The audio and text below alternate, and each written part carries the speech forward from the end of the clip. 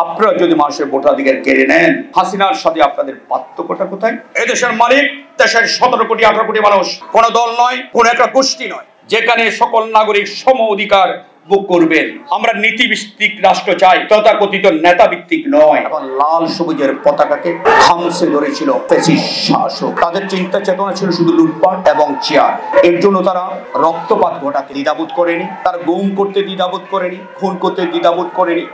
সকল অপকর্মকে তারা বৈধতা দিয়ে শুধু চারটিকে তারা দখল করে রেখেছে।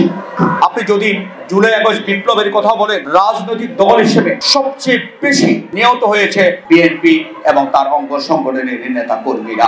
আপনি যদি এই অভ্যুত্থানের কথা বলতে যান, বিএনপিকে সামনে আনতে হবে। ছাত্ররা যারা জীবনে দিয়েছে, ছাত্ররা কারা? এরাও জাতীয়তাবাদী শক্তির পক্ষের লোকরাই। আমরা ছাত্রদের অবদানকে খাটো করতে চাই না, আমরা অনেক সম্মানের সাথে দেখতে চাই।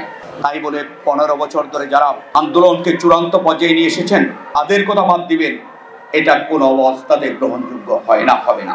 কিন্তু দুর্ভাগ্যজনক হলো সত্য, 15 বছর ধরে আমরা ভোটাধিকার রক্ষার জন্য লড়াই করছি। এতগুলো ছাত্র জীবন দিল, ছোট ছোট শিশুগুলো অকাতরে জীবন দিল। আমরা দেখলাম উত্তরায়, দেখলাম যাত্রাবাড়িতে, দেখলাম আমরা ধানমন্ডিতে, দেখলাম বিভিন্ন জায়গায় আমরা কি দেখলাম, ছোট ছোট শিশুগুলোকে গুলি করে হত্যা করা হলো। সাদা শাড়ে ভিজে যাচ্ছিল, ফিনকে দিয়ে রক্ত জড়ছিল তাদের।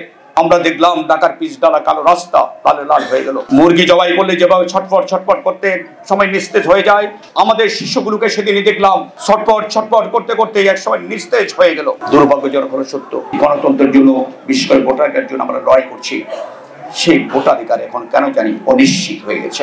আমরা বর্তমান সরকারকে বলি, আপনাদেরকে আমরা সর্বোচ্চভাবে সহযোগিতা করছি, সহযোগিতা করতেও চাই। আপনারা যদি মানুষের ভোটাধিকার কেড়ে নেন, হাসিনার সাথে আপনাদের পার্থক্যটা কোথায়? ভোটাধিকার লড়াইয়ের জন্য, ভোটাধিকার আদায়ের জন্য যেন আবার আমাদেরকে লড়তে না হয়।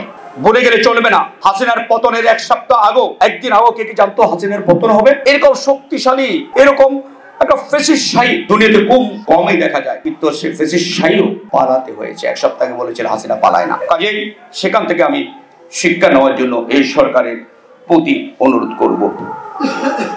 আমরা সেই রাষ্ট্রটি চাই যেখানে সকল নাগরিক সম অধিকার ভোগ করবেন, কোনো বৈষম্য থাকবে না। চাকরির ক্ষেত্রে দলীয় বিবেচনা নয়, মেধাভিত্তিক নিয়োগ পদোন্নতি হবে। আমি বিস্মিত হয়েছি, পুলিশের নাকি সর্বোচ্চ কর্মকর্তা নির্দেশ দিয়েছেন আনঅফিশিয়ালি যে ছাত্রদল ব্যাকগ্রাউন্ড যাদের আছে তাদেরকে যেন পুলিশ উচ্চ পদে না দেয়। যদি ঘটনা সত্য হয়ে থাকে এর আমি নিন্দা জানাই। আমরা এমন একটি রাষ্ট্র চাই যার মালিক হবে দেশের জনগণ। আমরা নীতিভিত্তিক রাষ্ট্র চাই, তথাকথিত নেতা ভিত্তিক নয়। ওই নেতা ভিত্তিক রাষ্ট্র চাই যার দেশপ্রেম আছে, জিয়াউর রহমান, খালেদা, তারেক রহমানের মতো। আমাদের অনুনয় বিনয় থাকবে, যে রাজনৈতিক দলই ক্ষমতা আসুক না কেন তাদের যেন দায়বদ্ধতা থাকে শুধু দেশ এবং জনগণের প্রতি, অন্য কারো প্রতি নয়। মনে রাখতে হবে, এদেশের মালিক দেশের 17 কোটি 18 কোটি মানুষ, কোন দল নয়, কোন একটা গোষ্ঠী নয়।